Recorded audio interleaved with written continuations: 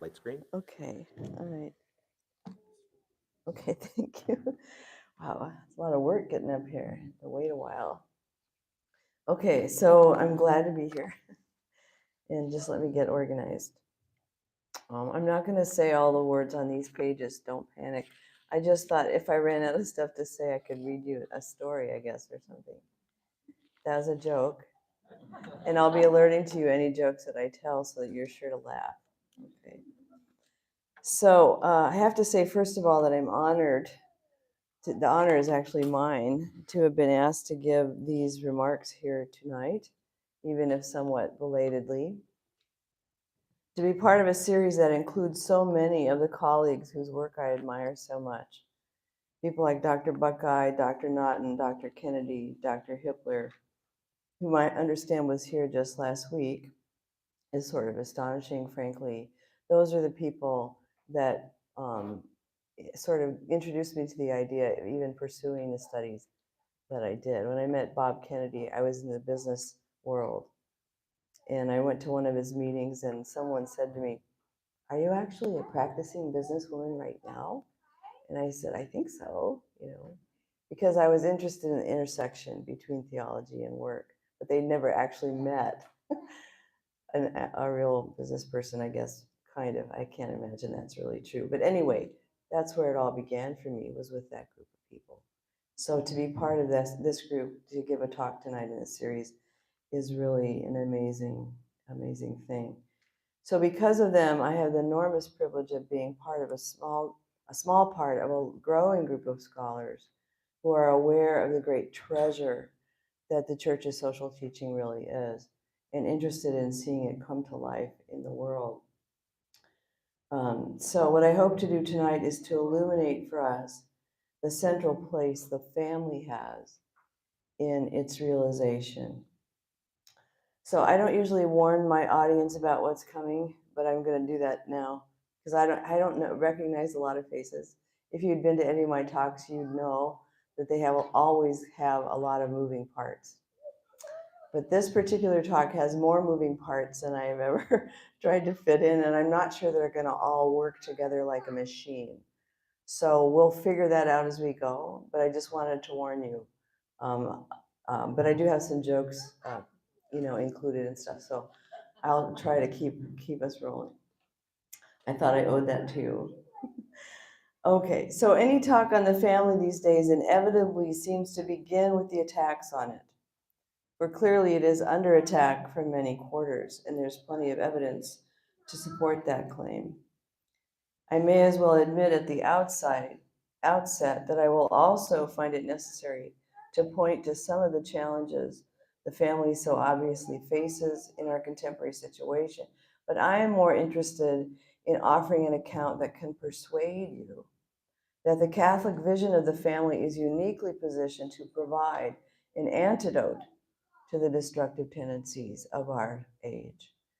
And I have decided, and here comes the extra moving parts thing, I decided to take a somewhat different approach than you might expect.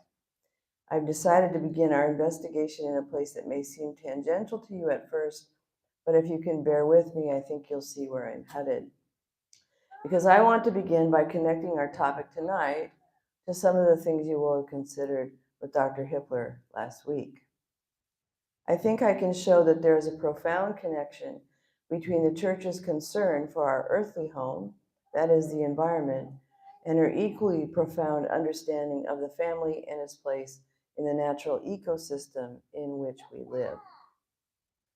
First, though, it's crucial to make a necessary distinction.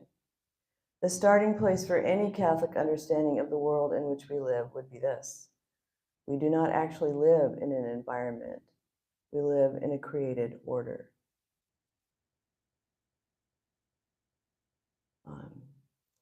If you will permit me this, I was waiting for a reaction, I guess, like a ooh, ah, or something. Don't you think that's kind of cool? You have to think about it that way, yeah. Okay, you'll see why that's important in a minute. Thank you for noticing. I didn't even have to tell you that was a joke. So if you'll permit that as a first premise, then I can also claim that everything in that created order must be the work of a creator, right? There is no other rational position to take than that we are here as a result of an intelligent and purposeful designer. That is, a God who created us out of love so that we could come to know and love him. And this means that every creature in the universe we inhabit will have its own purpose, a telos built into its very being, one it naturally seeks to reach through a gradual process of becoming most fully itself. And it sounds to me like maybe Dr. Hippler brought that up in some fashion last week. So I begin here for a couple of reasons. The first is because it permits me to clarify what I would argue is the starting place for the church's social vision.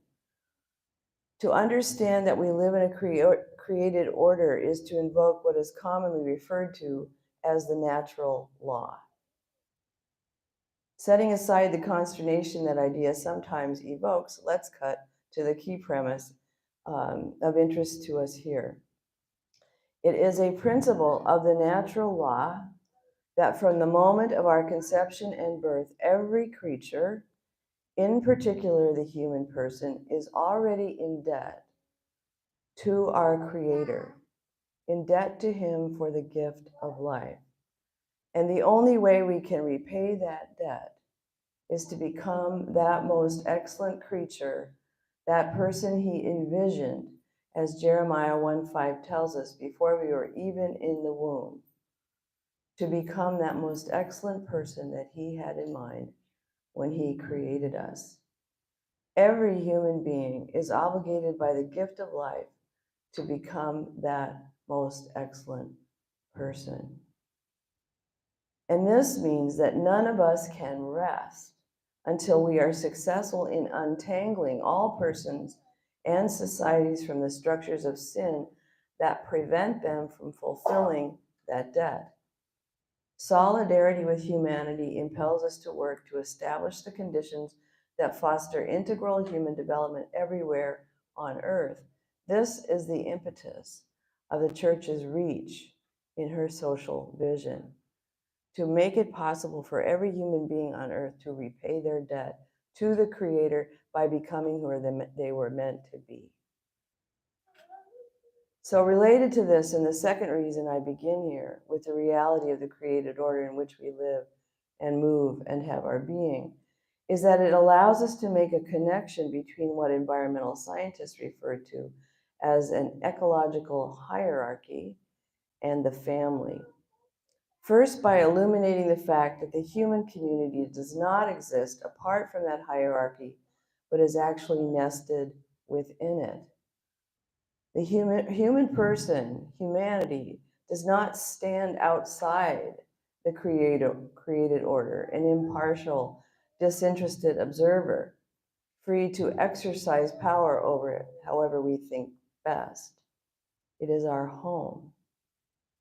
And the great tragedy of the last 350 years, thanks in large measure to the deadly influence of the scientism of Francis Bacon, is that we have refused to recognize that, as Scripture makes clear, we are responsible for what is below us to what is above us. We are responsible for what is below us, all of the natural order, created order, to our Maker, to our Creator, to what is above. My argument will be that the family is indispensable in shaping the moral norms that govern our culture, because the family is the child's first school, where he or she learns to love, to govern himself, to give of himself, to grasp his proper place in the created order. So let's begin with a few fundamentals. At the most basic level, this ecological hierarchy begins with individual organisms. Though these do not rise singly, they are members of species, living in actual populations in particular areas at particular times. These populations also do not exist in isolation. In any particular area and time, there will be more than one population of separate species coexisting in an interdependent network of creatures. and many populations of different sorts of species coexisting in the same place at the same time interdependently is what ecologists refer to as a community. The operative word is interdependent. This is the second level of our ecological hierarchy. This community of diverse creatures living together depends upon and interacts with the non-living and physical elements such as water, soil, air, and climate of the area where they all happen to live. And when we take all the living and non-living elements together in a particular time and place, we have what is called an ecosystem.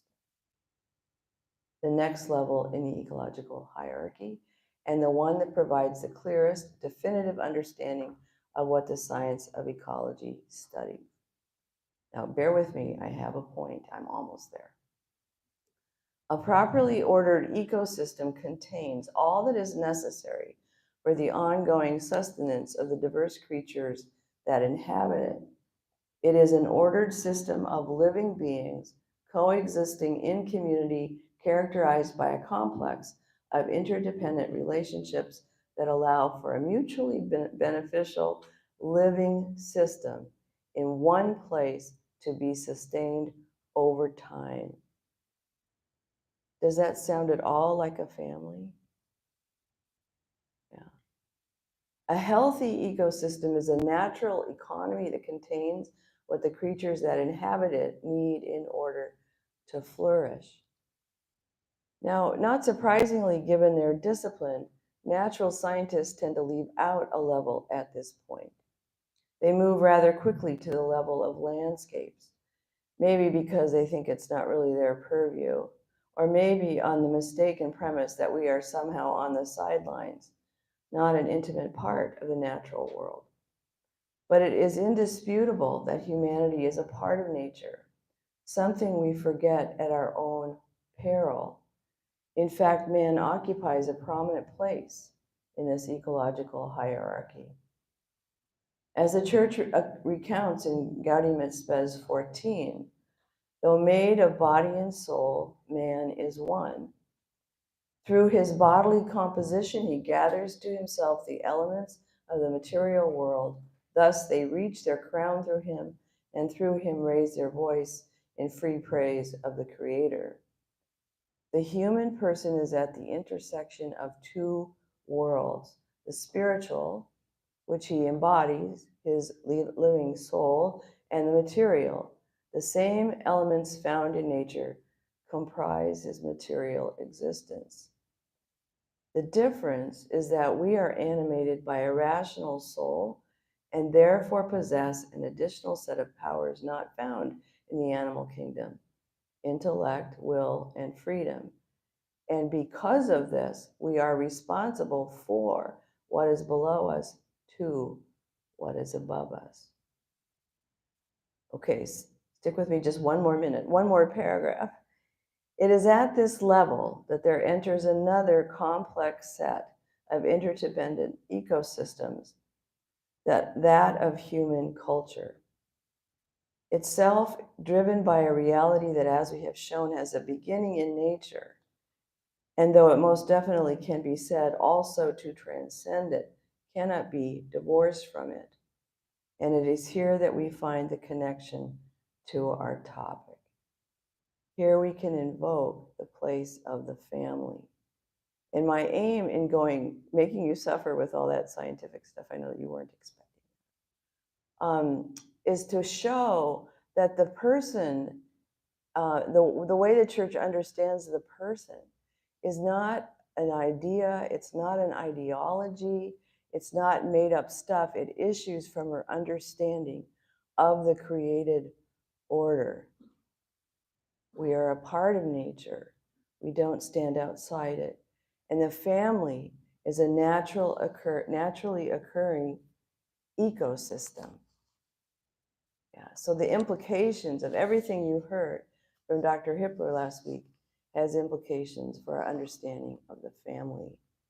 Because every person, every human being is born into a family in one way or another. Even if it is a single mother, there is a father implicated and hopefully a family somewhere involved. Now, this natural reality has gotten a bit obscured by new medical technology, clouding our understanding of the fact that though each human being is certainly an individual organism and is a member of a species, human beings are not just members of species because they possess a rational soul and have the powers of intellect, will, and freedom. They are qualitatively distinct from the other animals. There's always this argument, we're on the same level as animals. We're not.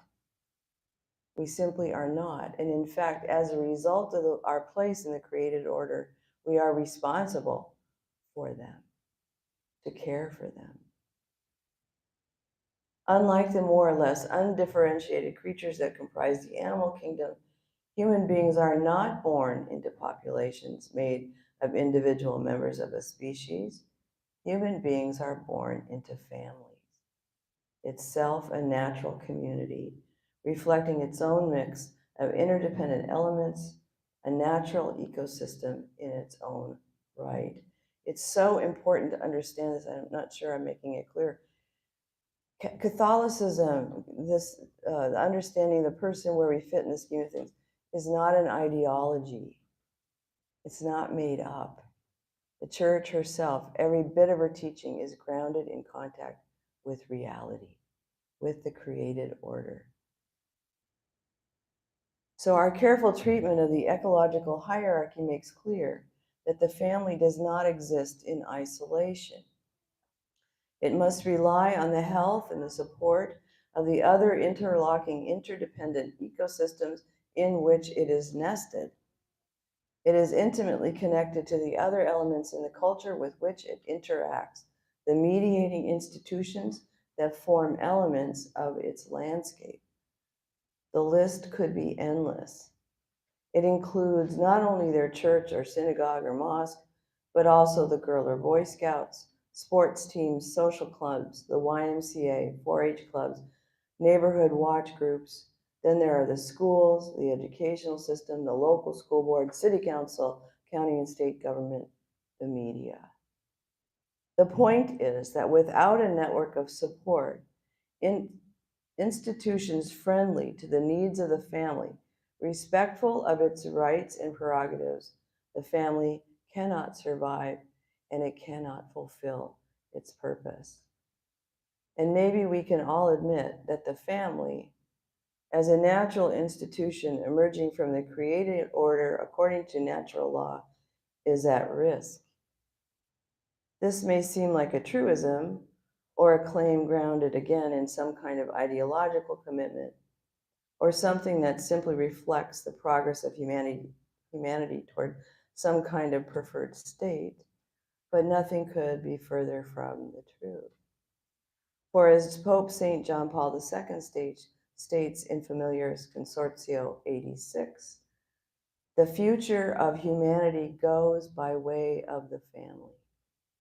And if the family is at risk, so is humanity. Now, we all know that the church's understanding of the family is itself a locus of controversy. It represents a sign of contradiction in a world that seems intent on deconstructing it. The reason for this is simple. A clue to why is found in the document on the laity from the Second Vatican Council, Apostolicam Actuositatem, or better known as AA. Itself affirmed in Familiaris Consortio and echoed in Amoris Laetitia, which declares that, here's the quote, since the creator of all things has established the conjugal partnership as the beginning and basis of human society, the family is the first and vital cell of society. Well, if the conjugal partnership is the basis of the church's understanding not only of the family, but of human society as a whole, it should come as no surprise that her vision represents a sign of contradiction. Indeed, she has been on the other side of this dispute, really since 1930, but most explicitly since Humanae Vitae was promulgated in 1968. Now, wherever one stands on the normative value of the teaching of Humanae Vitae, or of the Church's teaching on human sexuality in general, our rejection of it has undeniably had consequences. The advent of the birth control pill and the sexual revolution that followed established a firm divide between what we used to refer to in rather quaint terms as the marital act, otherwise known as the conjugal act, and its natural consequences, the conception of a child. And this set off a sort of a chain reaction that clearly, if you read the papers or watch the news at all, has led to a bit of a mess, right? You better nod your heads or something. Don't know the audience, so I'm hoping I tried to make my remarks not too, I don't know, something. But we're in a mess. Okay, looks like I've got some affirmations there, so I'll go on. Okay, you know, I dropped my glasses and I really need them. Okay, that's why I'm reading so slowly. It's going to take me 2 hours to get through. Okay, all right, thank you. Excuse me. All right, thank you. Okay. Oh, thank goodness. Okay, I was doing my best, but okay. All right then. Now I have to adjust. Okay, where was I? Okay, yeah. So a chain reaction. I could rehearse the entire list, but perhaps it isn't necessary to do so here. We can discuss the particulars later. But each step in that chain reaction, up to and including the crisis of sexual identity, so many of our young people are reported, has undermined both marriage and the family. And as my friend and colleague Mary Eberstadt argues in her incredible book, Primal Screams, actually led to the identity crisis. Identity crisis so many are experiencing now, because the family is the source of one's identity.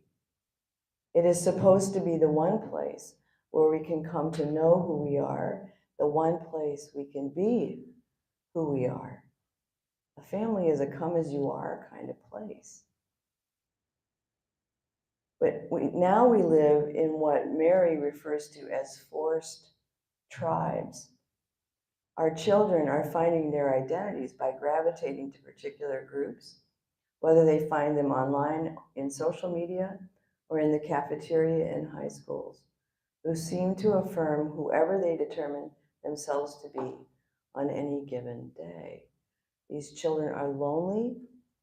They come from families that have been dispersed, and they're seeking they have a basic question: who am I? Yeah, that book is worth reading.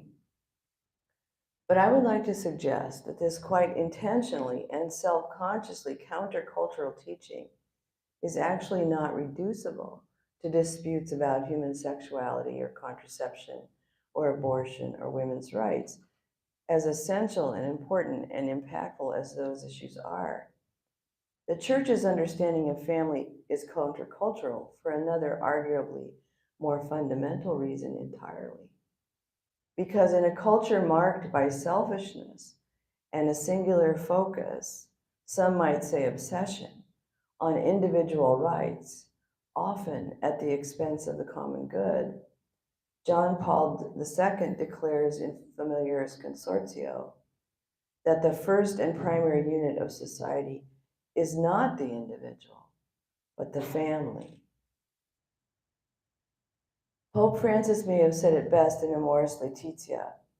There he warns us of the dangers inherent in an extreme individualism which weakens family bonds. This overly individualistic culture, says the Holy Father, caught up with possessions and pleasures, degenerates into an inability to give oneself generously to others.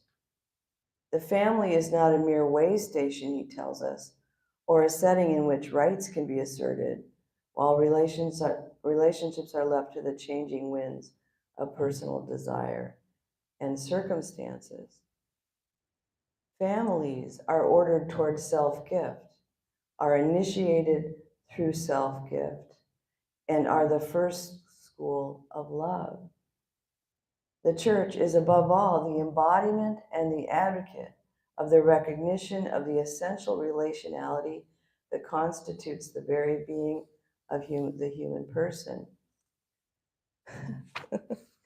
We are meant for community. It is Christ who reveals to us who we are and shows us that we are meant to make of ourselves a gift to others.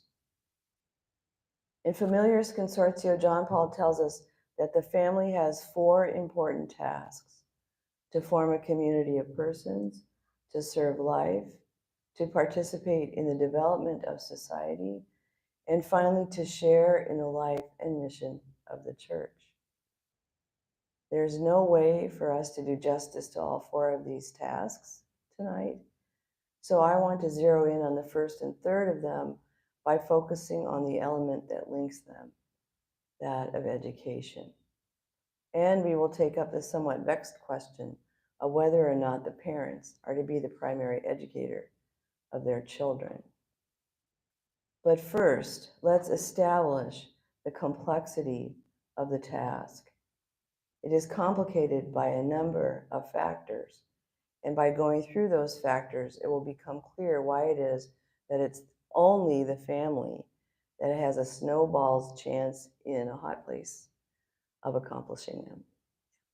That works better in the winter, but okay. We can all remember, can we? Yes. Okay. First, though it is true, as Psalm 8 says and Gaudium and Spes invokes, God has given us rule over the works of his hands, putting all things under our feet.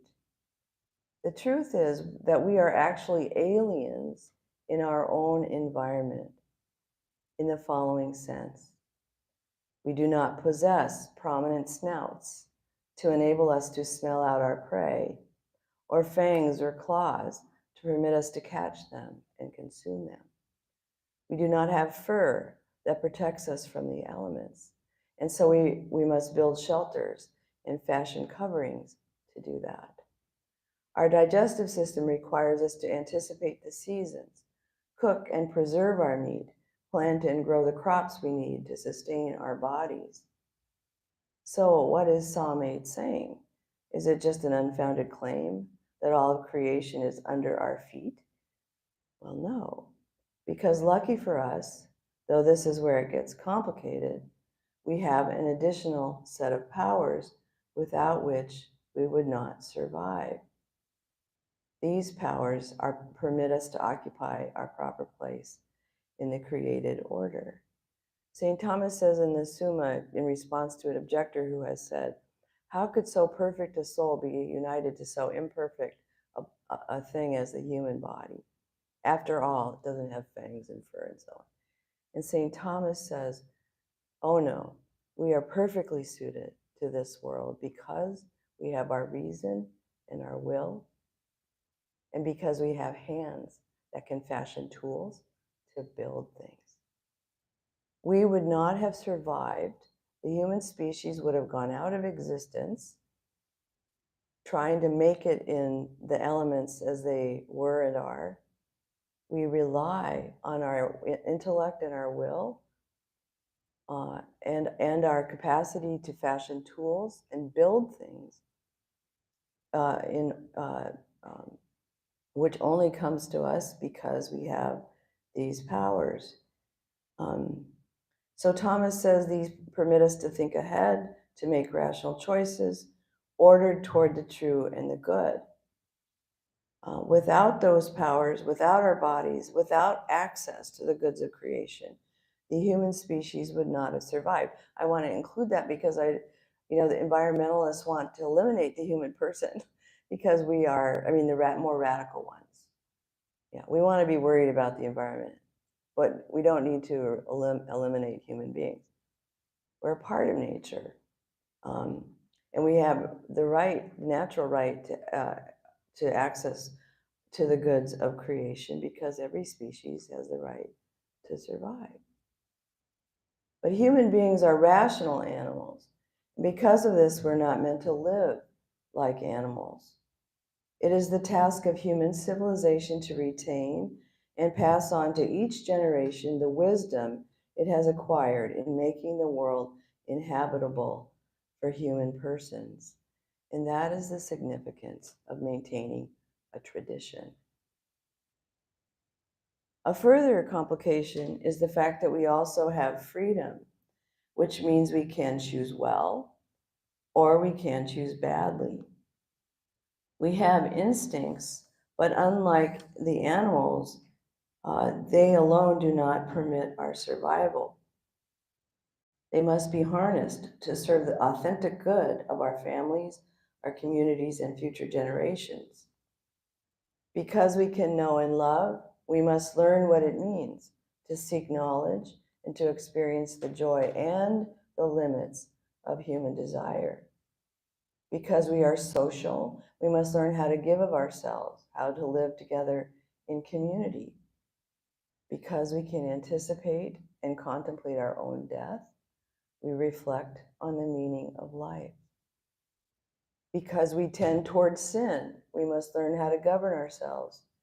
And because we are free, we must learn what it means to be moral beings, whom God ordained would be ordered toward the true and the good.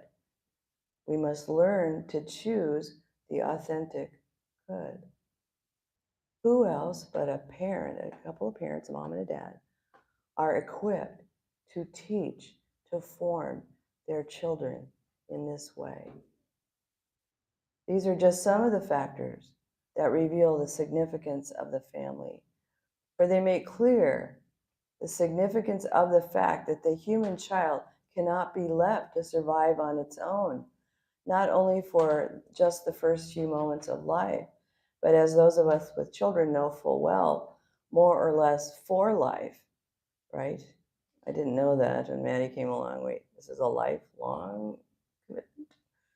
Or at least until around the age, I really did, at least around the age 25, or when they finally move out.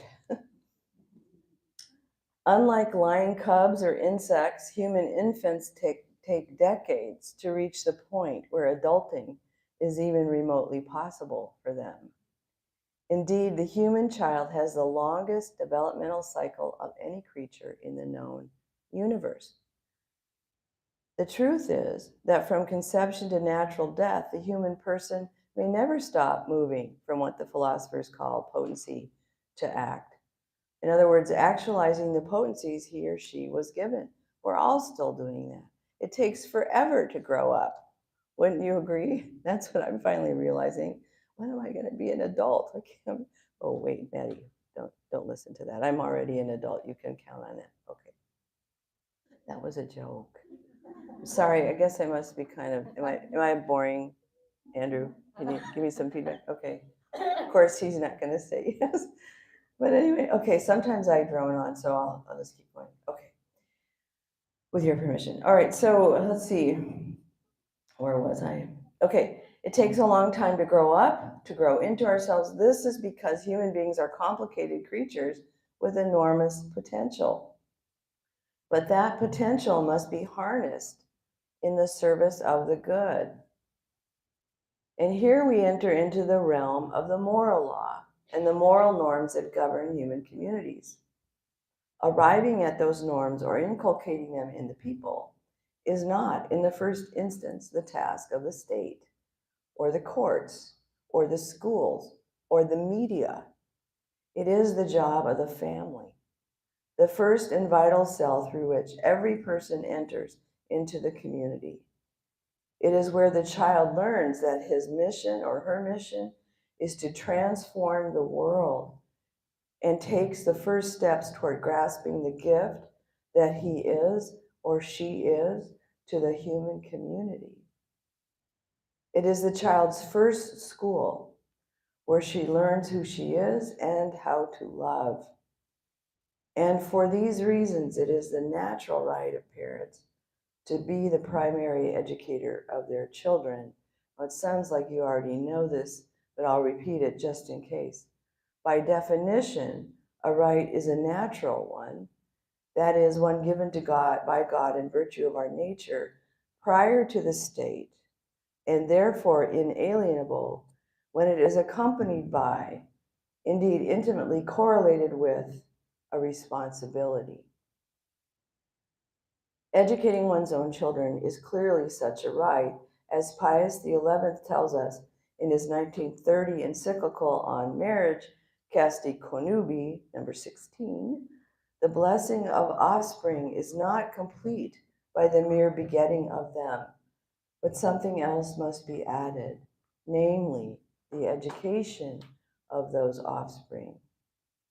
It is simply not possible to imagine, he goes on to say, that God would have given human beings the power and the right to beget children without the concomitant power and right to educate them, to assist them in the lengthy and sometimes arduous process of arriving at adulthood and a flourishing human life. That this responsibility accompanies the begetting of children is self-evident when, as we just mentioned, we consider the undeniable reality that human infants are literally helpless without someone to care for them. And it is equally evident that their development into full, thriving human beings absolutely depends on someone who will love them and guide them, inviting them into the process of who they were born to be. Children are mostly bundles of potencies, and as the philosophers tell us, a potency can be actualized only by something that is already in act, already in movement. The task of the parent, whose own humanity we can expect is to some degree already in act, so to speak, is to serve as the catalyst that triggers those potencies. Parents provide the initial spark that begins the process of actualizing them. The moment of birth is but the next phase of a process that began in the womb. It begins anew at the moment of the newborn child feels cold or hunger or perhaps fear, and turns to his mother in the unspoken expectation that his need will be met. His education begins there. And this begs the question, what is meant by education? We certainly speak often, and I'd say rather glibly, of educating the whole person. Perhaps we can at least stipulate that it is not reducible only to reading, writing, arithmetic, etc. As G.K. Chesterton tells us, education is not a subject. It does not deal in subjects. It is the transfer of a way of life. So what is the proper content of education, and perhaps more importantly, what sort of pedagogy must accompany it?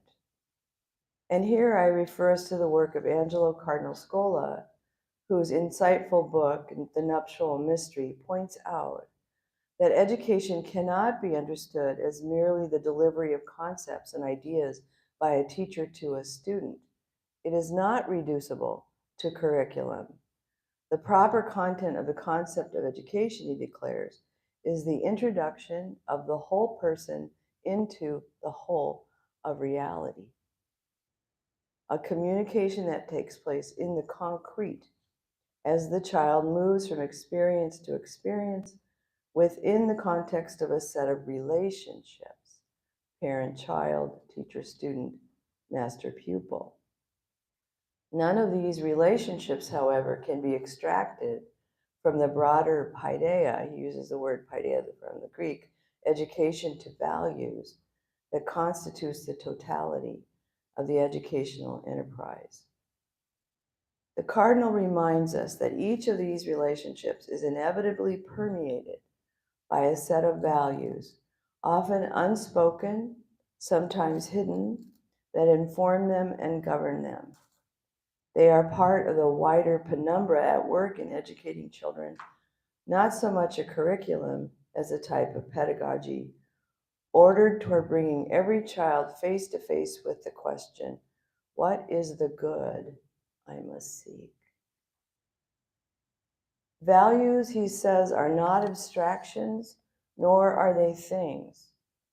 Values are derived from a direct encounter with the true, the good, and the beautiful, whether embodied by persons or found in things. They constitute the qualitative depth that gives meaning to human existence and shape to the inner core of the educational relationship. Scola points out that it is impossible to separate the object of knowledge from the worldview of the educator, who can never be permitted to take shelter behind a veneer of moral neutrality. There is no view from nowhere, he argues. And because, as Alistair McIntyre points out in After Virtue, any set of values necessarily reflects a hierarchy and therefore confronts us with the possibility of self-transcendence, because values demand submission. They must be ordered toward the totality of truth and the true telos of human existence. That is, if the educational relationship is going to serve the child's natural inclinations to seek the true and the good. For there is no value-neutral way of being happy and whole. Cardinal Scola points to the significance of the family here, identifying it as the primary and irreplaceable foundation of the educational relationship. The family is the essential protagonist of an effective paideia, he says. It is within the family that the child first learns the importance of his own being, that he has a place in the world, and can be confident that he will have the capacity to face its demands without fear. It is in the family that he develops the capacity to love, the only force that can transform mere knowledge into wisdom. The family, he says, is the first concrete possibility for each man and woman who comes into the world to be introduced into the whole of reality. This is the specific educative task of fatherhood and motherhood, to create within the home a paideia that reflects the whole of reality and leads the child to recognize his birthright, his capacity to grasp it, to come to know it, to see it, that it is intelligible, and that he has a mind that can understand. This is the responsibility that the parent cannot renounce or delegate. And in the interest of full disclosure here, this is somewhat controversial in our present context, it reveals the need for the presence and involvement of both a mother and a father. Hope that's okay for me to mention. Okay, all right, I got permission from the back there. Okay. Scola argues that there are two laws that govern human flourishing. Oh, bye. Two laws to which every child must be introduced if they are to live a full human life. He refers to them as the law of gratuity and the law of exchange. We can understand these two laws to reflect the broader context of the proper content of education. And it seems to me that they reflect the nature of the reality into which all human beings are born. The whole of reality mentioned earlier as the substance of the educative task of mother and father. And importantly, as I said, though don't be distracted by it, these two laws also find an expression in the identity and distinct missions I would like to suggest are essential to man and woman. Scola argues that the mother is responsible for introducing the child to the law of gratuity. This is the law of unconditional love. Her particular orientation to the person, a matter of scientific record, prepares her for this. From the mother, the child learns that he is a positive good. She continually welcomes him into an embrace, physical, emotional, psychic. She provides a direct experience of what I refer to as the receptive principle. She embraces the potential that lies within the child and invites him to express and actualize that potential, even as she guides his footsteps. She watches over the way he exercises his freedom and may sometimes step in too quickly to preserve his safety. But her main educational task is to help the child to experience love and to feel secure in that love. The father's task is to introduce the child to the law of exchange. He is the primary guide for the child as he moves out into the world. Importantly, the father represents the principle of other, of authority, of both origin and destiny. It's easy for a child to just decide they must know what's going on because they know they came out of their mommy's tummy. But the father is there as an indicator that who can say, I begot you. That's a mystery to him, but it has its effect. So the father provides a direct experience of the active principle, of the call to act in and on the world, and constantly presents his child with the reality that an exchange with the external world is necessary and expected. But this exchange is no mere transaction. The law of exchange is also grounded in love.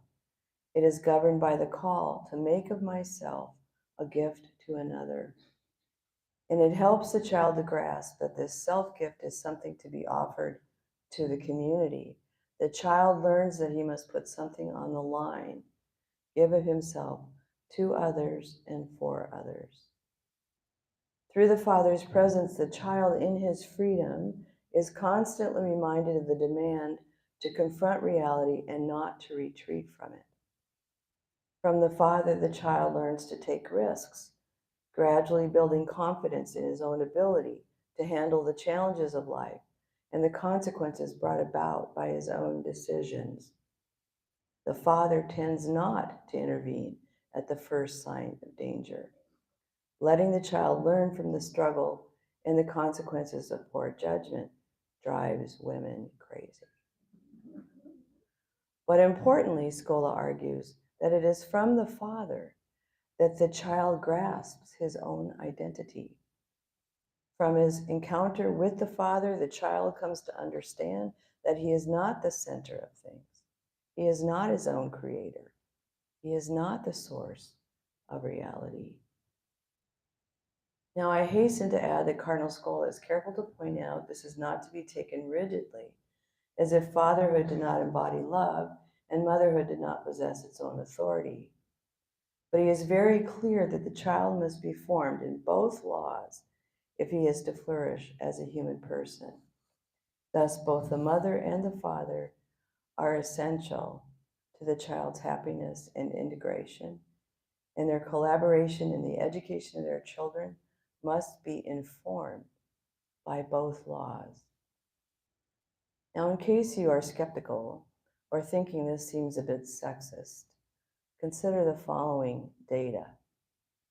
It reveals the importance of the father in many shocking ways. It tells us that the father, who is now sidelined in large swaths of society, is, for example, the single most important person in a little girl's life. If the father respects the little girl, if he honors her, if he treats her with respect, if he tells her she's beautiful, that she's lovely, that she's loved, she is, 71%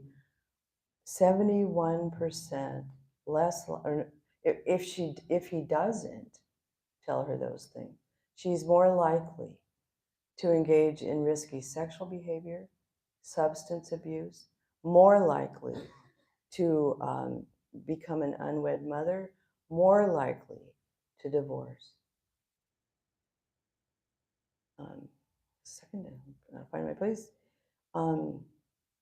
63% of youth suicides are from fatherless homes. 90% of all homeless and runaway children are from fatherless homes. 80% of rapists come from fatherless homes. 71% of young men who drop out come from fatherless homes. 85% of all young men in prison come from fatherless homes. Imagine for a moment the impact the father would have understood this way on the children, many of them young men, for example, in Chicago, storming the stores and the streets, killing each other in gang wars, feeling angry and desperate as they try to follow, often in mistaken ways, the impulse toward greatness that lies buried within them. The problem isn't money. The problem is the breakdown in the family. That's for sure. Did you know that a woman living without a father, a mother living without a father in the home, is 4 times more likely to be living below the poverty level? Now, it used to be correlated, just a correlation. Now it's a predictor. You can predict if there's no father in the home, the children is 4 times, or is more likely to live. Whatever I said, you get the point. Okay. Why are we sidelining the fathers, or the young women on college campuses who remain uncertain of their worth? I see them every day, seeking love in one-night stands or quick encounters in school bathrooms. I hear about that, not at Franciscan, but unaware of how destructive that is of her personhood. Yeah. Okay. Now, I'm wondering if I'm out of time. Am I out of time? You stop now or go about 5 or 6 points? Okay. Oh, that's what he's saying, but what are you saying? Is that okay? I have one more moving part I want to introduce. Yeah? Okay. Okay, so I'll try to get through this kind of quickly. Are those people leaving the talk, or are they coming from another meeting? Oh, for heaven's sake, I was panicking. That's why I thought I better ask. Where are you guys going? I'm not done. Okay. Okay. Okay. So I thought it might be helpful to you if I also introduced a little bit of economics. I really tried to do too much on this in this talk, but I would like to connect it to the socioeconomic reality that Catholic social teaching seeks to address in so many papal encyclicals. Most people writing on Catholic social thought are writing about the economic dimension. But I want to just say a few things that show you that the family is essential in that dimension as well. And this way, maybe we can end with something a bit more concrete or even actionable. And here I would invoke Pope St. John Paul II's proposal, found in one of his social encyclicals, Centesimus Annus, where he declares that society is comprised of 3 distinct but interwoven dimensions: the economic, the moral cultural, and the legal juridical spheres. This is the set of interlocking ecosystems in which the family lives: the moral, cultural, legal, juridical, and economic. So I can't tell, I think in 5 minutes I can't tell you everything I wanted. So I'll just say it. I won't read it. I'll just tell you. I know it by heart anyway. So he's responding in this encyclical. It's written in 1991. Centesimus Annus means 100 years later. He's writing it on the anniversary of the Church's first social encyclical, Rerum Novarum, written in 1891. Response to the Industrial Revolution. In 1991, what has just happened? What is JP2 responding to, do you think? Who was there? Who saw it happen on TV? The fall of the Berlin Wall. You weren't even there. The fall of the Berlin Wall. No one could believe it. So around the world, everyone said, this must mean communism failed. Does that mean capitalism is the best system? So he's trying to respond to that question. And here's what he says. If by capitalism is meant an economic system which recognizes the fundamental and positive role of business, the market, private property, and the resulting responsibility for the means of production, as well as free human creativity in the economic sector, then the answer is certainly in the affirmative, although he says we should probably call it something different. But if by capitalism is meant a system in which freedom in the economic sector is not circumscribed within a strong juridical framework, which places it at the service of human freedom in its totality, and which sees, here's the punchline, which sees it as a particular aspect of that freedom, the core of which is ethical and religious, then the reply is most certainly no. So what does this mean? Well, the way you can understand these three different dimensions of community life, in a certain sense, they're interlocking things, but what he's saying is the moral, cultural, legal, juridical has to govern the economic.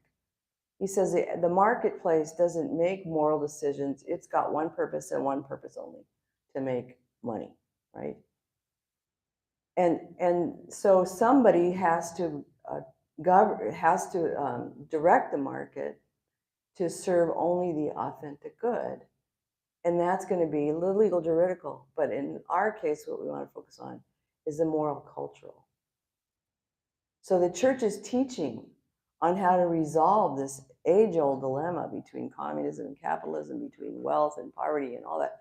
I mean, capitalism has lifted more people out of poverty than any other economic system on earth, for sure, right?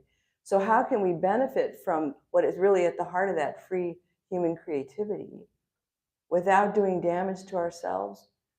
We make sure the family gets involved as an aspect, a leverage point of the moral cultural norms that will determine that toward which the business enterprise will be ordered. Do you follow what I'm trying to say? Some kind of shorthand, but it's really important. He's saying the moral cultural dimension of community life is the thing, is the force that that orders the whole society toward the authentic good. And guess who's at the heart of the moral cultural dimension?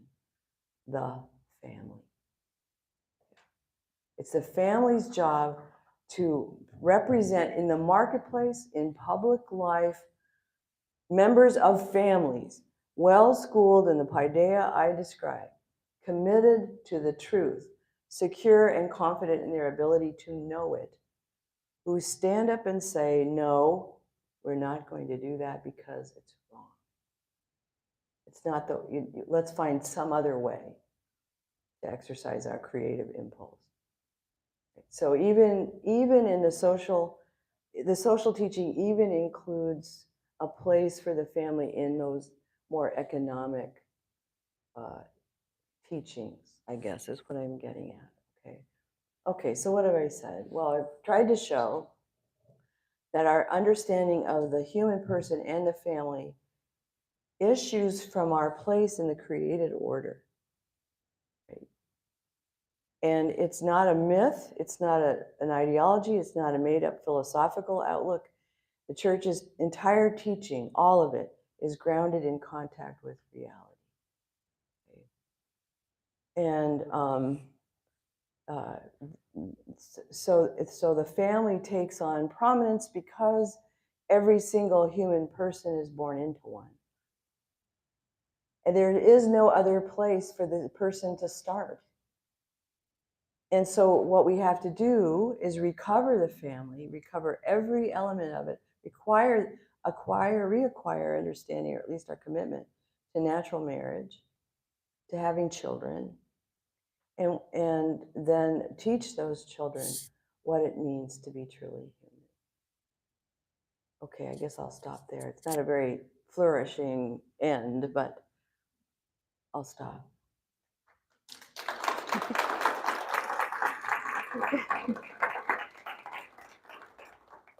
Hot lady is leaving. Is she mad? Okay. I take everything really personally. It's really a liability in my profession. We have some time for questions. Anyone have any questions? We have one mic, so you might want to mic again. Yeah. So I can do it without a mic. Yeah, you so sure can. If the family is the core Yeah. piece that makes all this jello work together, Yeah. how do we bring back the family? Because everything is pushing it away. Individualism to, and going to prison. Everything. All of those things. How does that turn around? What's Okay. the answer? Next question, please. Well, you start small. You know, this is the thing. Here's however many people, 50, 60 people. You know, the conversion happens in a way, one person at a time. If you have grandchildren, oversee their formation. Now, the problem is, of course, we've lost, in some cases, maybe not you guys, but so many people have lost. We've kind of lost a whole generation to this. It's going to take a really long Right. time. It's going to take a long time, which means that we better start now, right? Lao Tzu said that the beginning of a long journey starts with the first step, right? So I think this may sound like it's not very practical. I kind of disagree. We are not praying enough. We're not praying enough. When I was growing up, I remember after Mass, some of you will remember it, some of you younger people won't even know what I'm talking about, but there would be these little groups of women saying the rosary after Mass every single day, all the time, daily Mass, Sundays, all the time. For what? The conversion of, Russia.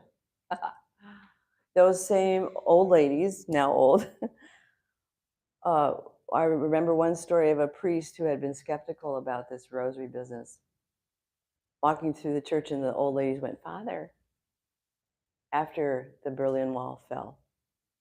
That was a miracle. That was a miracle, without a shot. The Berlin Wall fell in Soviet Russia. Because I was not tricked, though. I knew Marxism hadn't died. So I would say that we have to pray intentionally, fervently. In my view, the only thing that will solve this problem is a divine intervention. Yeah. Because it's so immense, right? At our level, what can we do at a concrete level? We have to be witnesses to the truth. Don't let anyone tell you that the truth is unknowable. Learn how to fight back on moral relativism. Here's an example, or here's an argument. Moral relativism is basically the argument that all truth is relative. What's wrong with that argument, Maddie? What's wrong with that argument, Maddie? A performative self-contradiction, but put it in English, yes. Not because. That's okay, sweetheart. I didn't mean to put you on the spot. We went over that some time ago, but to say all truth is relative, you're defeating your own proposition, because in implementing the proposition, you defeat it. All truth is relative except this one. Yeah. Right? Yeah. So what you say to someone who says all truth is relative, you're making that claim, but you have to demonstrate it. That claim doesn't trump all other claims. You have to demonstrate it. And you have to prove to me that it's true, and you can't. And once you get past that barrier, you're free to lift up. I think this is true. Do you think this is true? No, let's talk about it. That's what's killing us. At least that's what Ratzinger would say, is our sort of submission to a culture that wants us to believe that there is no truth to be found. I don't really have an easier answer, but I think praying and working at it day by day with the people in our sphere is all we can do. Does that make sense? Okay. Have another question, okay? Is there one more? Another? Did I out-talk you all? Oh, good, okay. I can. Could you just speak a little bit to the impact that social media has had on Oh. the family, gee. particularly the last 20 years? Oh my gosh. If you can sum it up in a minute or two. It's a nightmare. It's a nightmare, right? I mean, everything that we're experiencing now, everything we're experiencing now is on steroids, has been put on steroids by social media. And what Mary Eberstadt says in Primal Screams is that this is one of the reasons that this identity crisis has come upon us like it has, because she says it's a breakdown of the family that was wrought by the sexual revolution. The dad is gone, siblings are gone because no one's having kids. I no longer know who my cousins are, or my aunts and my uncles. Maybe they live somewhere else, or my dad got divorced, so I'm not sure what my relationship is with those people anymore. It's just a whole process of subtraction. So the child is left to sort out for himself or herself who they are. And they have nothing to go on. What? Go ahead. I said except social media. Except social media. What do they find there? Welcoming groups, right? I know of one young woman who decided that she must be gay, and that's not a judgment on gayness or anything like that. We could talk about that, but the point is that I want to make is she wasn't really, but she was lonely. She went away to college. She met a group of women who were really nice to her, and that did not realizing that this was the kind of community that she was entering into. It's okay, but the point is that she decided she must be, because these were her people now. So that must be her identity too.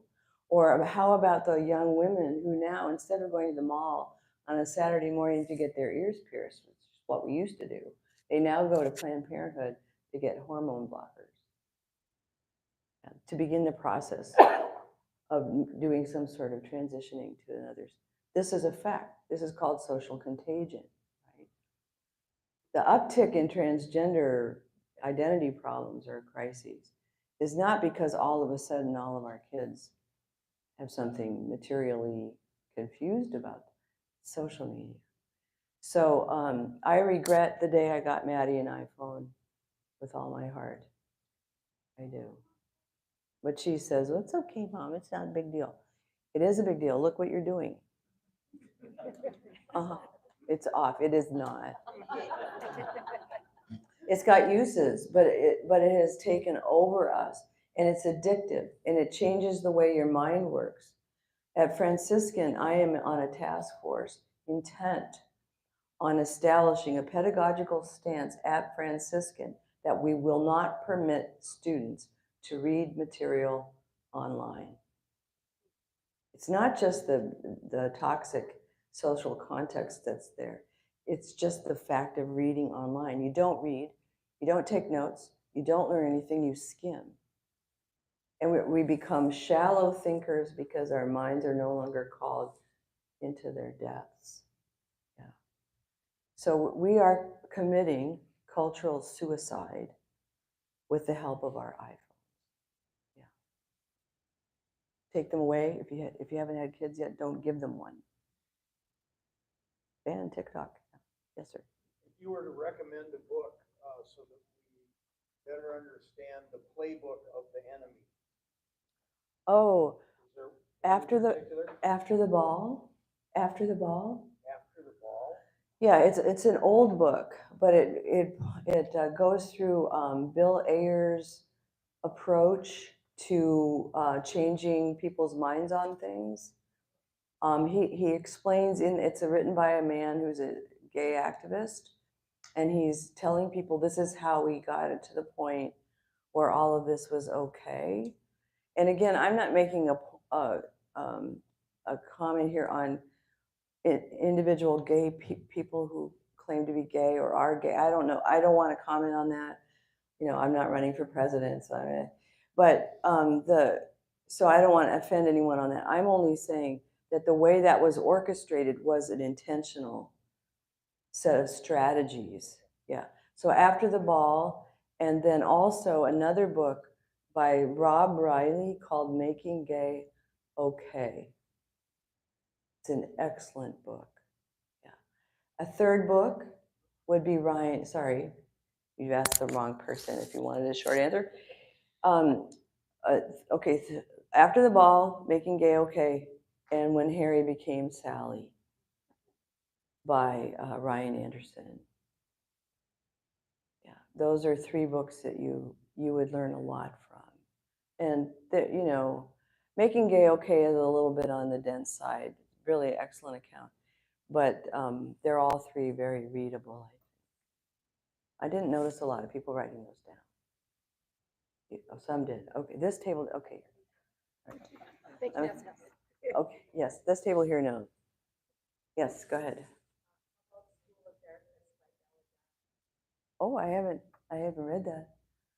Yeah, if you have other books, this is a great way to get educated on all of this stuff.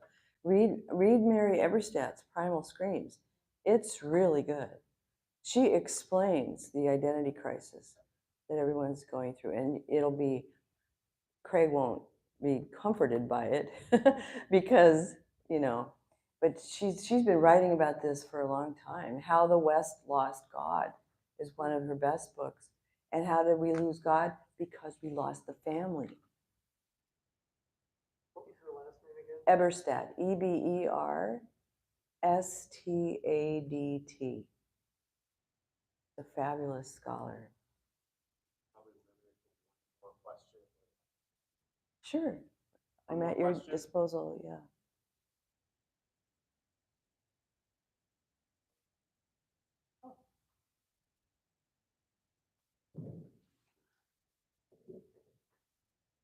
You've talked about the need for bringing back the nuclear family. Yeah. And in my exploration here these last weeks of coming to understand Catholic social teaching, what would be your position on the Black Lives Matter movement when their website said years ago about intentionally wanting to Yeah. dismantle the nuclear family? Right, yeah. Can a Catholic following Catholic social teachings be a proponent for Black Lives Matter movement? Yeah, okay. Well, let's be clear about one thing, first of all, that Black Lives Matter, right? All lives matter. All lives matter, exactly. And you get canceled if you say that, right? No, I don't think you can. I don't think you can give them money. They've shown that they are kind of dishonest about it. They did have on their website at the beginning a Marxist idea. It's a part of that Marxist ideology.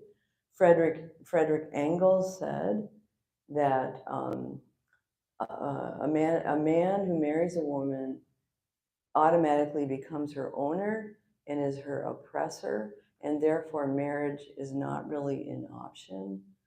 Yeah, Frederick Engels was the guy who wrote Das Kapital, I think. No, what did he write? Well, he worked with Marx.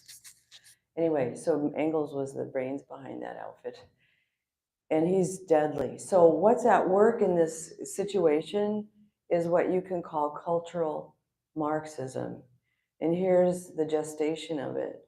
The Marxists finally got that they weren't going to win, they weren't going to gain supremacy, if you will, or whatever however they would put their goals, by working the poor angle, the economic poverty angle, because people were just too clear. It was just too clear that capitalism, even though it has excesses and we're worried about the environment, it's a very complicated situation with lots of moving parts, but free enterprise to release human creativity in a way to make things that people want to buy and to exchange with one another. These are natural rights, right? And so anyway, the Marxists finally figured out that that wasn't going to be the route. So, but Marxism is like a virus, and it needs a host. and the host became sex. And here's another book you should read, actually. This will explain it to you. Carl Trueman's The Rise of the Modern Self. Trueman. Carl Trueman, The Rise of the Modern Self.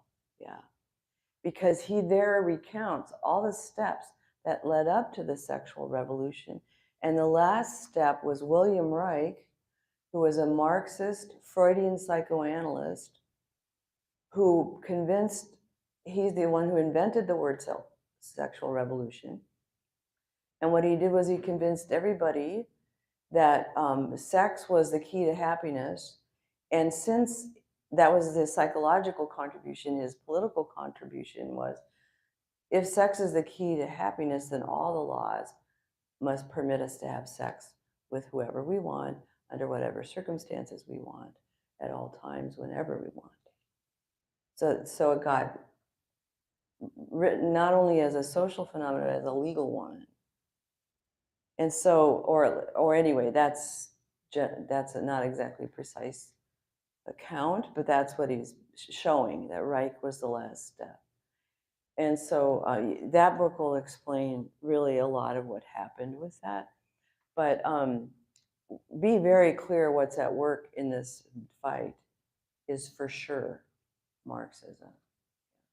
All the kids that, or the university professors that are all on the left, that ideology infiltrated universities years ago.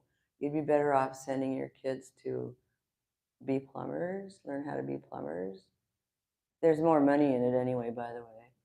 But, and we're going to need them, men and women who know the trades. Yeah. Anybody, you see that guy on TV, Mike Lowe, who does the stuff on dirty work? Dirty Jobs. I love that guy. Yeah. I was a production operator, a factory operator. That's how I got through school. And those are my people. Yeah. Anyway, so yeah, very, very, very poignant question, because you want to affirm that, but you can't give money to an organization like that because they don't use it for the purposes for which they claim they solicited it.